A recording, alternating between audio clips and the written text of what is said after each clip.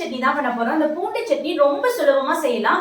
அதே டைம்ல தாளிக்கிறதுக்கு தேவையில்லைங்க, வதக்கணும், இந்த மாதிரி நிறைய வேலைகள் எதுவுமே தேவையில்ல. ரொம்ப சிம்பிளா ரொம்ப டேஸ்டாவும் இருக்கணும். அதே நேரத்துல ஏதோ ஒண்ணு குறையுது அப்படின்னு யாருமே குறை சொல்லக்கூடாது அப்படின்னா நீங்க இந்த சட்னியை பண்ணி பார்க்கலாம். ரொம்ப சூப்பரா இருக்குங்க. வாங்க வீடியோக்குள்ள போலாம். பூண்டு சட்னி பண்றதுக்கு ஒரு 15 வரமிளகாய் எடுத்து அதை 1 மணி நேரம் ஊற வச்சு வச்சிருக்கேன். உங்களுக்கு சப்போஸ் உடனடியா செய்யணும் அப்படின்னா கொஞ்சம் லைட்டா வெதுவெதுப்பான தண்ணியில வரமிளகாயை ஊற வச்சீங்கன்னா ஒரு 10 நிமிஷத்துல ஊறிடும். உடனே சட்னி ரெடி பண்ணிடலாம். இப்ப இந்த 15 வரமிளகாயும் அப்படியே மிக்சி ஜார்ல மாத்திக்கலாம்.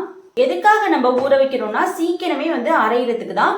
இல்லைன்னா ரொம்ப கஷ்டமா இருக்கும், மிக்சியில போட்டு அரைக்க முடியாது. 1/2 டீஸ்பூன் உப்பு சேர்த்துக்கலாம். கல் உப்பு தாங்க சேர்க்கணும். தூள் உப்பு சேர்த்தீங்கன்னா டேஸ்ட் கம்மியா இருக்கும். இப்ப இதை நல்லா அரைச்சி எடுத்துட்டு வந்துடலாம். வரமிளகாய் உப்பு சேர்த்து நல்லா அரைச்சி எடுத்துட்டு வந்தாச்சு. வேணும்னா நீங்க கொஞ்சம் தண்ணி சேர்த்து அரைச்சி எடுத்துக்கலாம். 10 ல இருந்து 12 பூண்டு பல் சேர்த்துக்கலாம்.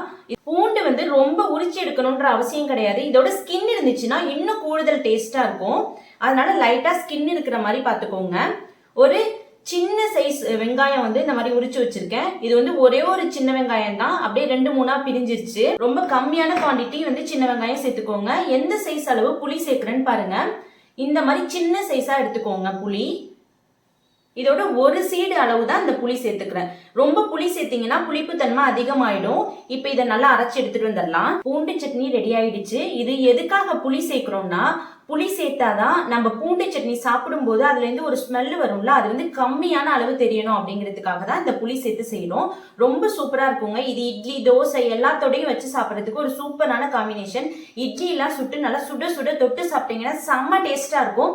இந்த வீடியோ உங்களுக்கு கண்டிப்பா பிடிச்சிருக்கும் நம்புறேன். இந்த வீடியோ உங்களுக்கு பிடிச்சிருந்துச்சுன்னா சப்ஸ்கிரைப் பண்ணுங்க, லைக் பண்ணுங்க, மறக்காம பெல் ஐகானை கிளிக் பண்ணிடுங்க. தேங்க்யூ ஃபார் வாட்சிங்.